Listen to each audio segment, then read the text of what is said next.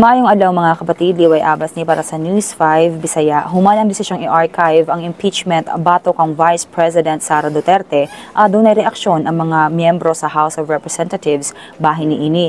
Kikwestiyon ni mamamayang Liberal Representative Laila de Lima ang pagdali sa Senado sa pag-archive sa kasong impeachment batok sa Vice Presidente. Giinsister niya nga ang desisyon sa Korte Suprema nga immediately executory dili nagpasabot nga final na kini. Tungod kay aduna gihapoy gipasang motion for reconsideration ang House of Representatives ug ang civil society group nga Tindig Pilipinas. Kikritiko pod ni Akbayan Representative Chel Jokno ang maong desisyon nga iyang gitawag nga usa na sabkalansang sa lungon sa pananagutan. Nagtuo siya nga mas maayon naghuwat unta ang Senado sa desisyon sa Korte Suprema kabahin sa motion for reconsideration nga gisumite sa Kamara. Kipasiugda pa ni Jokno ang iyang panawagan sa Korte Suprema nga usisahon pag-usab ang desisyon ni nga nagkanayon nga bisan ang labing taas nga mga opisyal kinahanglang manubag kung nakasala sila batok sa katawhang Pilipino.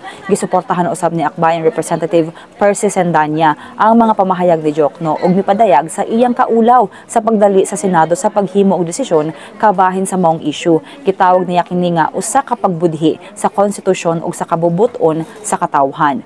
Gikundana usab sa Makabayan Block ang pagbotar sa Senado sa pag-archive sa mga artikulo sa impeachment nga ilang gitawag nga usa ka talawan nga lakang aron panalipdan si VP Sara kalabot sa isyu sa iyang confidential funds. Matod ni ACT Teachers Party List Representative Antonio Tino, gipakita lang sa Senado nga mas nahadlok pa sila sa kampo sa Vice Presidente kaysa mga nagbayad og buhis nga mga Pilipino. Samtang si Kabataan Representative Rene Co miingon nga ang resulta sa botohan nagpadayag sa tinuod nga katapatan sa mga senador. Samtang si Manila 3rd District Representative Joel Chua mitumbok nga gikuhaan sa Senado ang katawhan ug hustong proseso bisan pa sa lapad nga panawagan nga manubag si VP Sara.